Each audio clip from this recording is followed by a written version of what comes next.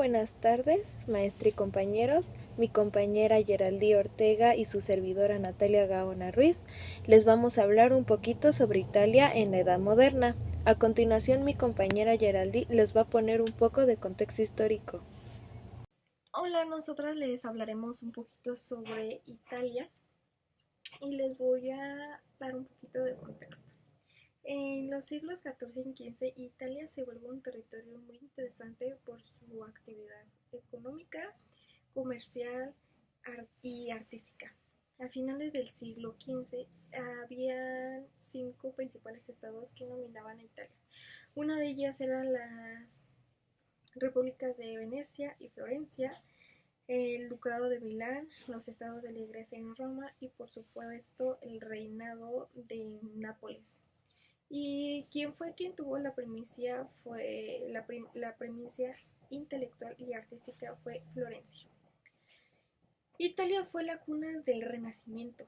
Las raíces las podemos encontrar ya en el siglo XVI, a medida que surgían en el norte de la península entre las ciudades y estados, que ellos eran muy emprendedores y muy competitivas.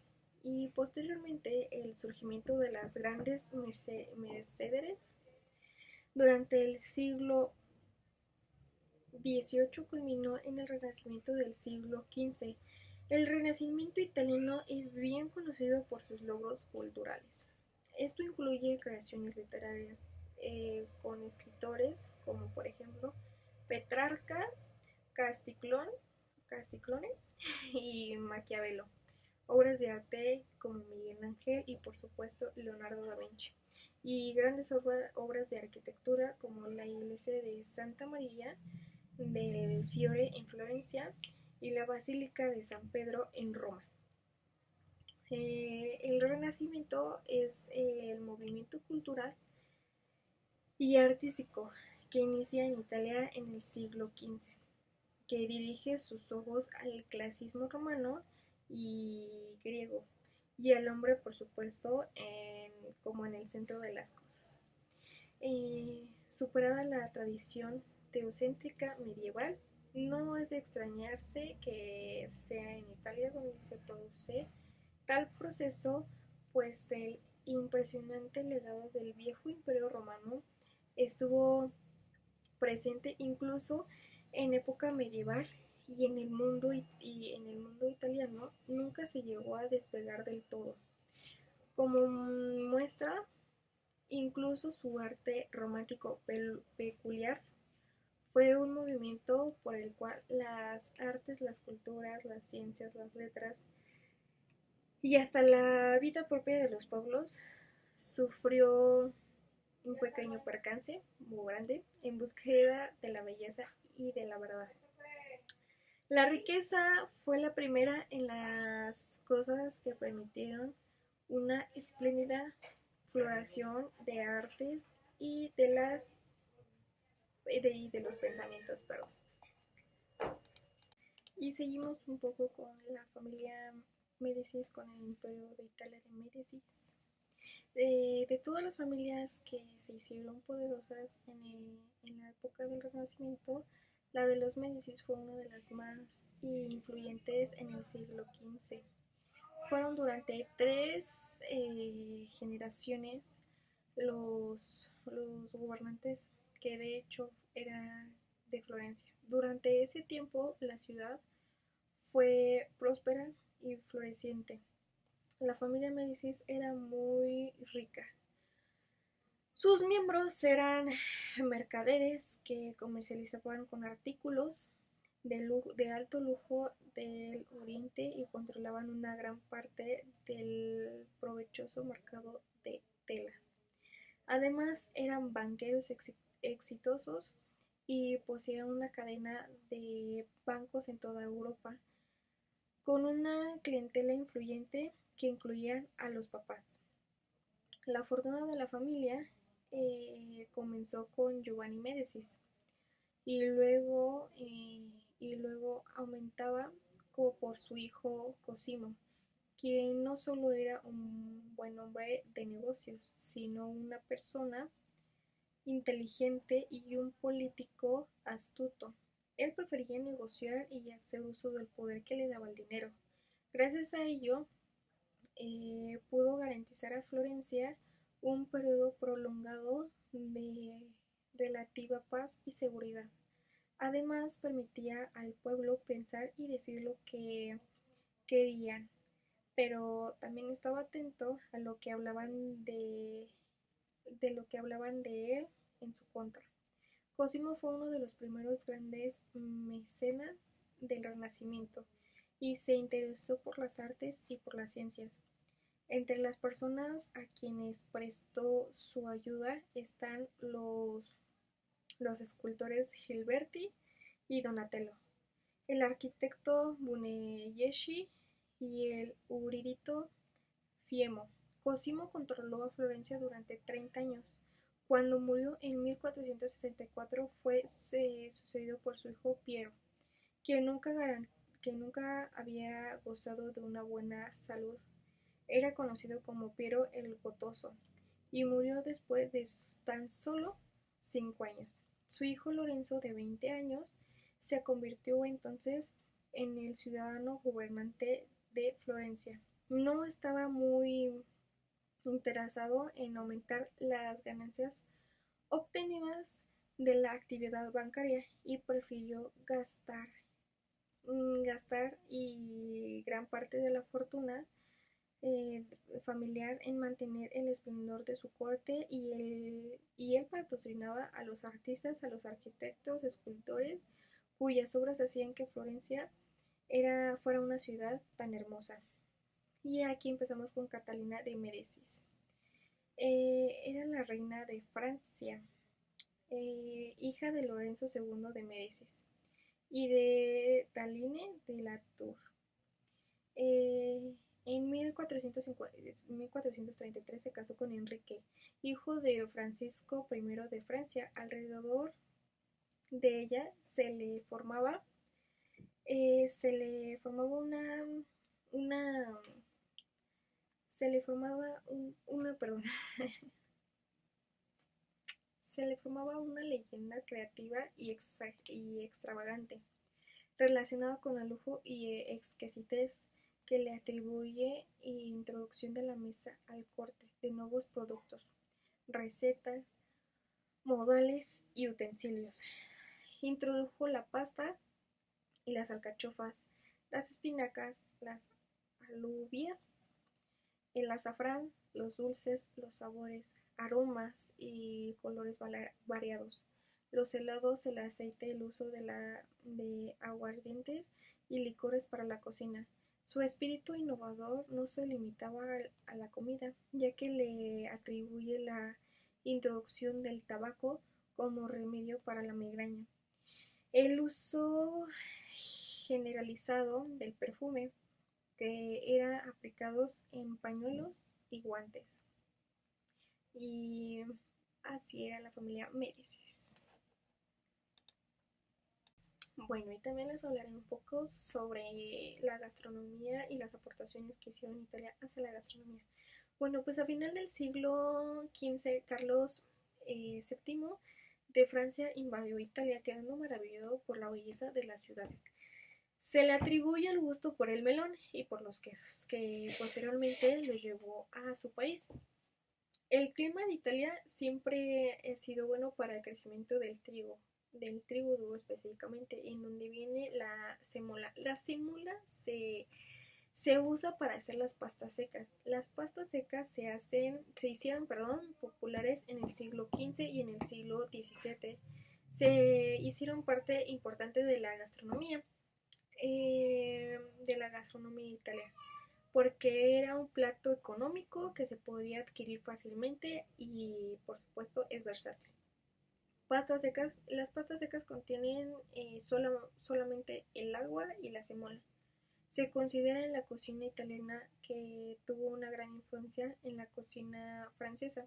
Por ejemplo, en el siglo XVII ya existía en Florencia una receta del pato salvaje con naranjas amargas, origen del pato a la naranja. En el siglo XV se convirtió una receta de pollo al vino y los pichones con uvas de Toscana. Pueden ser el origen de faisán, pueden ser el origen de faisán. Estos se encuentran en un recetario florentino en el siglo XV. Otra aportación fue la disminución del uso de las especias en la cocina, lo que hizo resaltar mejor los sabores de los alimentos y también empleaban algunas frutas al principio de la comida para la preparación del paladar, tales como el caso del melón, que todavía en nuestros días suelen abrir un menú.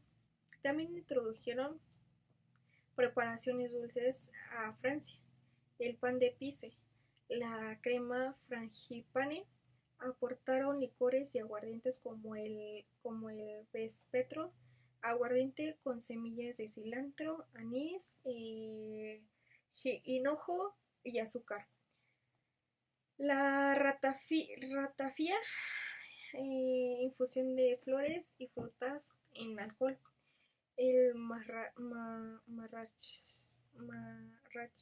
marrachino, hecho con una eh, diminuta cereza ácida. El rosol o rosoli, hecho con flores llamadas rosolis. Y el popular aguardiente, azúcar, canela, amizcle, anís y esencia de anís. En Italia se embellecieron y se enriquecieron con vajillas, los cubiertos de cristal que se empleaban en el montaje de la mesa. Fue el primer país europeo donde se empezó a beber el té. También continuaron con creaciones de recetas que influían más tarde en la cocina francesa. El café es un referente importante en Italia.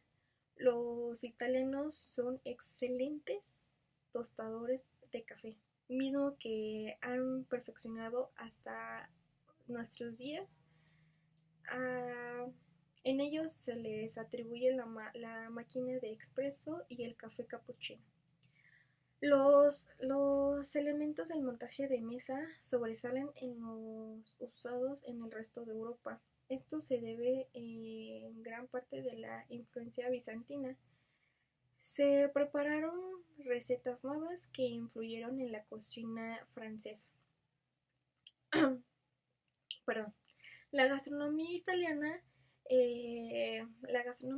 moderna fue magnífica. Es una comida rica, pues es compuesta con frutas, legumbres, cereales y esencias que dan sabor.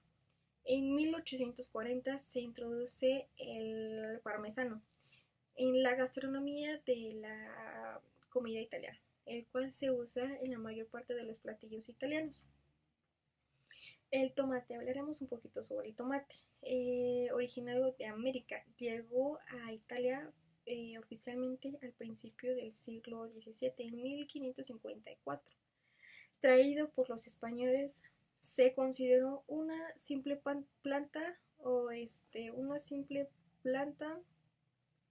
ornamental, sin uso alguno de la cocina, fíjense. Los italianos adaptaron el tomate y lo convirtieron en la base de casi todas sus comidas y salsas más famosas. La pasta. La pasta es originaria de China y fueron los comerciantes musulmanes quienes la dieron a conocer en Italia, que también originalmente se hacía de arroz, pero rápidamente se adaptó a la realización con trigo. En el siglo XVII, especialmente en Nápoles, la población creció, agravando los problemas de accesibilidad hacia los alimentos, hasta que hubo una pequeña revolución tecnológica que hizo posible que se produjera pasta en un precio más bajo. La pasta se convirtió entonces en el alimento en el alimento del pueblo. Anteriormente la pasta se hacía amasando la masa y se molía con los pies. El fabricante de la pasta se sentaba en un banco alargado y utilizaba sus pies para mezclar la masa y amasar la masa. El rey de Nápoles, Fernando II, encontró a un famoso ingeniero, Casare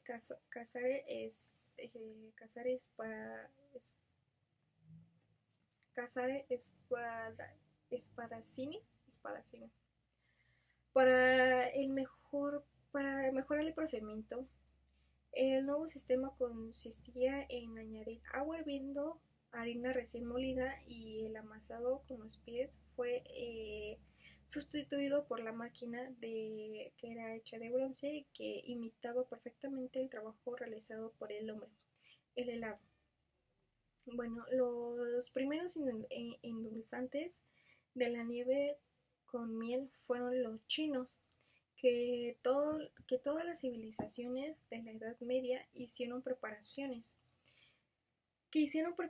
similares, pero fue un siciliano, Francesco Procopio, a quien se le considera el inventor del helado. Esto es realizado por una máquina que al darle vuelta integra todos los sabores y le daba una consistencia a la mezcla. No tuvo éxito en Italia. Su nieto de igual nombre, Francesco Procopio Coppelli, si no me equivoco, llevó el invento a Francia, donde abrió la primera cafetería en 1675, donde además de vender café, leche y té, vendía helados, adquiriendo gran éxito. Los inicios del té en Italia se comercializó en el Oriente, que, que había estado siempre centrado en Venecia. A esta ciudad llegaban los exitosos tesoros orientales, básicamente seda, tintes y especias, pero para ser canjeados por mercancías europeas. Los, los, por las mercancías, los mercaderes árabes fueron pioneros en llegar a China con sus caravanas y las primeras noticias sobre el té que los europeos conocieron, eh, que, que los europeos conocieron y fueron transmitidas por ellos. Y la famosísima, última pero menos importante, la pizza. A pesar de ser una comida que se utilizaba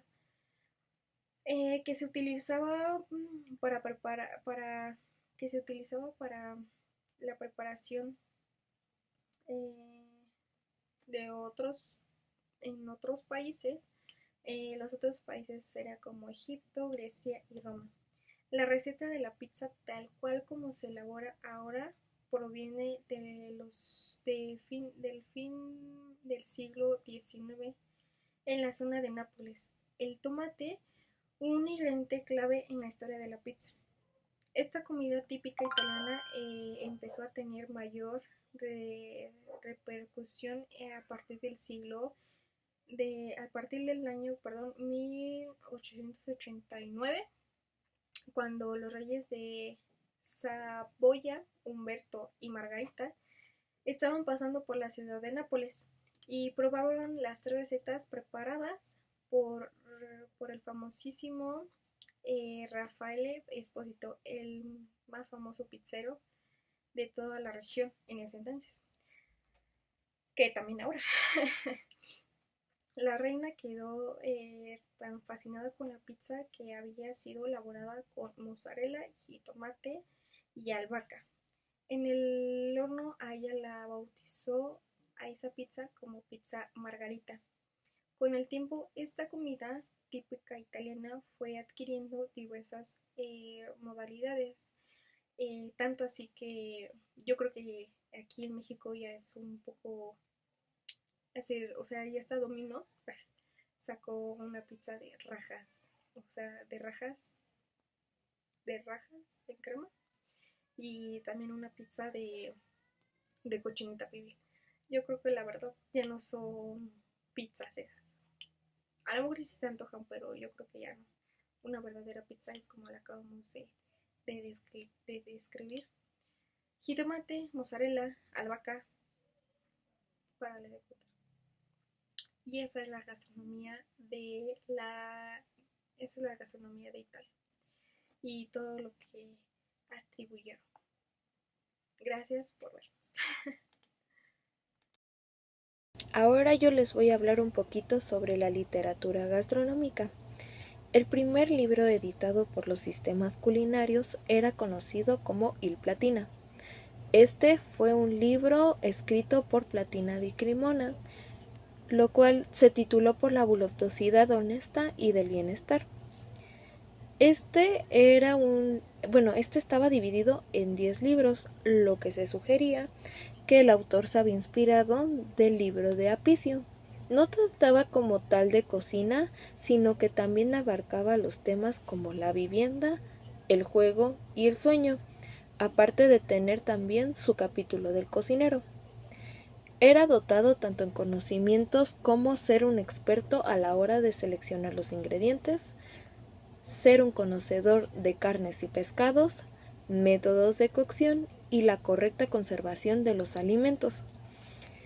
También abarcaba los temas que son considerados muy importantes como la importancia de ser muy limpio, ordenado, que la persona estuviese bien aseada, y con ello también lleva el siguiente punto, que es el tratar bien a los clientes.